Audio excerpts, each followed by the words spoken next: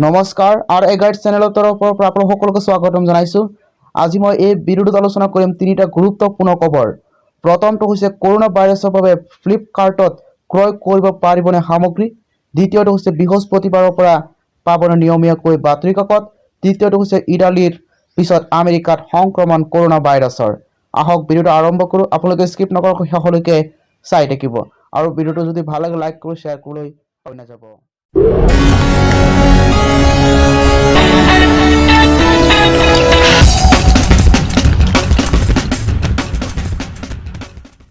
ইটালীৰ পিছতে আমেৰিকাত সংহাৰ। 24 ঘণ্টাত 150 জন লোকৰ মৃত্যু, 10,000 লোকলৈ সংক্ৰমণ কৰোনা ভাইৰাছ। ইটালীৰ পিছত কৰোনা ভাইৰাছৰ অভিকেন্দ্ৰ হ'বলৈ গৈ আছে আমেৰিকা। দেশখনত এদিনতে নতুনকৈ 10,000 লোক কৰোনা ভাইৰাছত আক্ৰান্ত হোৱাৰ তথ্য পোহৰলৈ আহিছে।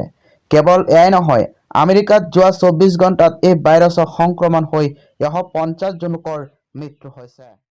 কৰোনা ভাইৰাছৰ বাবে ফ্লিপকাৰ্টতো ক্ৰয় কৰিব নোৱাৰিব সামগ্ৰী।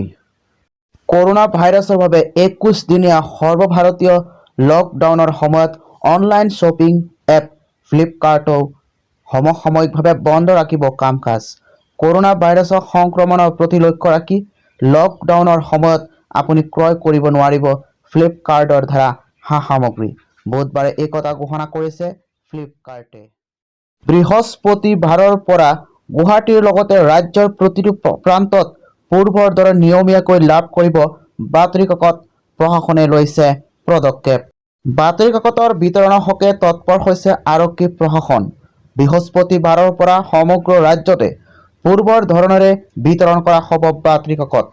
অৱশ্যে এতিয়াৰে পৰা সহাকাৰ তথা বিতৰকসকলে মাস্ক পৰিধান কৰাৰ লগতে হেণ্ড ছেনিটাইজ কৰিহে বিতৰণ কৰিব বাতৰি কাকত। লগতে তেওঁলোকে প্ৰতিজন গ্ৰাহকৰ পৰা 1 মিটাৰ দূৰত্ব বজাই ৰাখি যোগান ধৰিব বাতৰি কাকত। বিশ্বত কৰোনা ভাইৰাছৰ সন্ত্ৰাসক লৈ সৃষ্টি হোৱা উৰাবাতৰিৰ বাবে ৰাজ্যজুৰি বুধবাৰে বাতৰি কাকতৰ বিতৰণ কৰাৰ ক্ষেত্ৰত কিছু অসুবিধা দেখা দিছিল। বুধবাৰে দুপৰীয়াৰ ভাগত ৰাজ্যৰ কেইবাখনো জিলাৰ আৰক্ষী অধীক্ষক আৰু জিলা উপায়ুক্তৰ তৎপৰতাৰ পিছতে বৃহস্পতিবাৰৰ পৰা পুনৰ নিয়মীয়াকৈ বিতৰণ কৰা হ'ব বাতৰি কাকত।